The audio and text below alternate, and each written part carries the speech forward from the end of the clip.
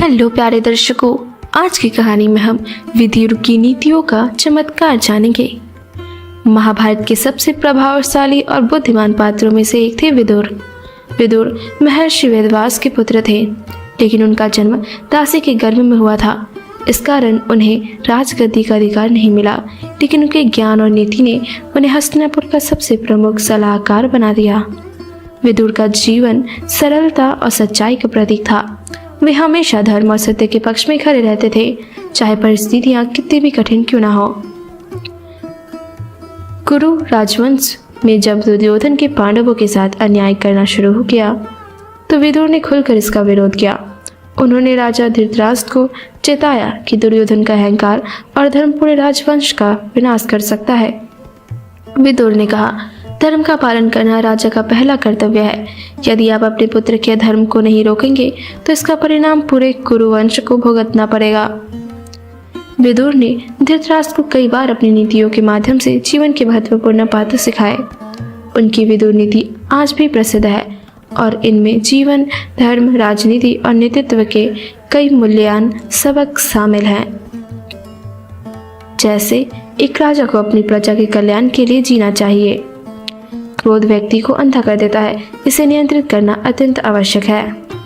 सच्चे मित्र की पहचान संकट के समय होती है। अहंकार हमेशा पतन का कारण बनता है। जब दुर्योधन और शकुनि ने युधिष्ठिर को जुए में हराकर पांडवों का सब कुछ छीन लिया, तब विदुर ने इसका कड़ा विरोध किया। उन्होंने धृतराष्ट्र से कहा, राजन, यह धर्म है। यदि आप इसे रोकेंगे नहीं, तो इसका परिणाम विनाशकारी होगा। विदुर ने द्रौपदी के चीरहरण का भी विरोध किया और सभा में इसे तत्काल रोकने का प्रयास किया। विदुर ने महाभारत के युद्ध का पूर्वाभास पहले ही कर लिया था। उन्होंने धृतराष्ट्र और कौरवों को चेताया कि पांडवों के साथ अन्याय करना उन्हें विनाश की ओर ले जाएगा। उन्होंने कहा, यदि आप समय रहते धर्म का पालन करेंगे और पांडवों के अधिकार उन्हें वापस देंगे, तो ये युद्ध टल सकता है। लेकिन धृतराष्ट्र के विदुर की बातों को नजरअंदाज कर दिया। जब भगवान कृष्ण हस्तिनापुर में शांति प्रस्ताव लेकर आए, तो विदुर ने उनका पूर्ण समर्थन किया। उन्होंने धृतराष्ट्र और दुर्योधन से कहा, कृष्ण का प्रस्ताव धर्म और न्याय पर आधारित है, इसे स्वीकार करना ही सही होगा। लेकिन दुर्योधन ने अहंकार में इसे ठुकरा दिया। महाभारत के युद्ध के दौरान विदुर ने अपनी बुद्धिमत्ता और धैर्य से कुरुवंश के कई सदस्यों को धर्म का मार्ग दिखाने की कोशिश की। ये युद्ध में सीधे भाग नहीं सके, लेकिन उनकी नीतियों और उपदेश हर कदम पर प्रासंगिक रही।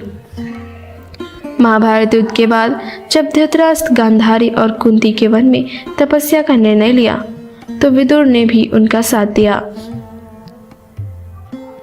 विदुर की नीतियों का चमत्कार केवल महाभारत की कथा नहीं, बल्कि यह जीवन जीने का एक मार्गदर्शन है। विदुर का जीवन और उनकी नीतियां हमें सिखाती है कि धर्म, सत्य और न्याय का पालन हर परिस्थिति में करना चाहिए। विदुर की यह कथा यह सिखाती है कि सच्चे ज्ञान और नैतिकता के साथ जीवन जीना ही मानवता का सबसे बड़ा उद्देश्य है। आज के लिए बस इतना ही। मिलते हैं अगली वीडियो में। जय महाभारत।